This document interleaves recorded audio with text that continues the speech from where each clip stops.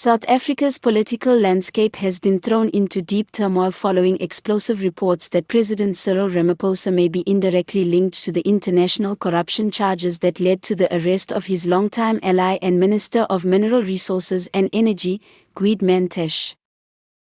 The stunning revelations come just days after Mantashe was detained overseas during a high-profile energy summit, accused of orchestrating illicit deals involving foreign energy companies, offshore accounts, and the abuse of state contracts under South Africa's Green Energy Transition Program. But now, as international investigators dig deeper, the web of suspicion appears to be reaching into the very heart of the presidency. According to confidential documents leaked to both local and foreign media outlets, some of the questionable contracts signed during Mantashe's tenure were greenlit through presidential approval channels, raising questions about whether Ramaphosa was aware of, or complicit in, the broader network of corruption. The documents, reportedly gathered by European anti-corruption authorities, outline a trail of communications and authorizations that connect key deals to Ramaphosa's office, including correspondence with foreign investors and cabinet-level endorsements. While there is currently no evidence of direct criminal wrongdoing by the president, the implications are politically devastating. The mere association with the scandal has set off a storm of criticism, with opposition leaders calling for full transparency, a judicial commission of inquiry, and even the possibility of impeachment proceedings if further connections are uncovered. This is no longer about just one minister, said DA leader John Steenhuisen in an urgent media briefing. This is about the systemic failure of oversight and accountability. President Ramaphosa cannot hide behind silence. If he knew about these deals and did nothing, he is as guilty as the man who signed them. EFF leader Julius Malema was even more direct, accusing Ramaphosa of being the executive enabler of ANC corruption, and warning that the presidency is no longer immune from scrutiny.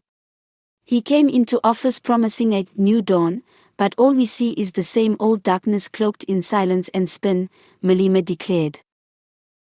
The ANC, meanwhile, is facing its own internal reckoning. Senior members of the National Executive Committee, NEC, are said to be divided, with some privately demanding that the president come clean and address the nation, while others are working frantically to contain the fallout. An emergency NEC meeting has been scheduled to discuss the allegations, but sources say tensions are running high behind closed doors. Ramaphosa's allies insist that the president has always maintained a strong stance against corruption and that any link to Mantashe's actions is being exaggerated for political gain. The president does not micromanage every departmental contract. This is a dangerous attempt to undermine his credibility, said a senior presidential advisor, speaking on condition of anonymity. However, critics argue that Ramaphosa's plausible deniability narrative is wearing thin, especially in a government where patronage networks and cabinet alliances are deeply entrenched. Mantashe, after all, is not just any minister, he is a longtime ANC heavyweight, a former Secretary General, and one of Ramaphosa's closest political confidants. Public reaction has been fierce.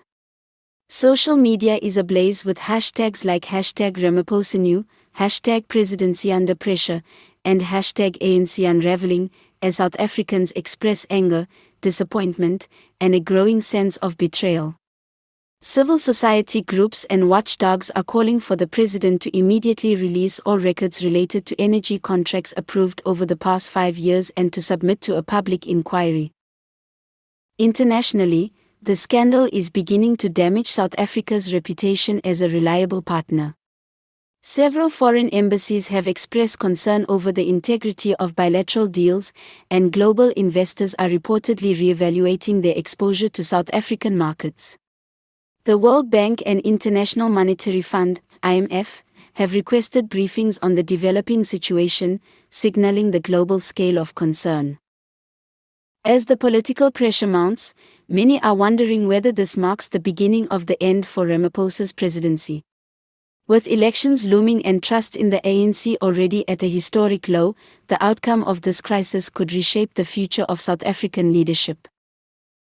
The question that now looms over the nation is no longer just about Gwede Mantashe's guilt or innocence.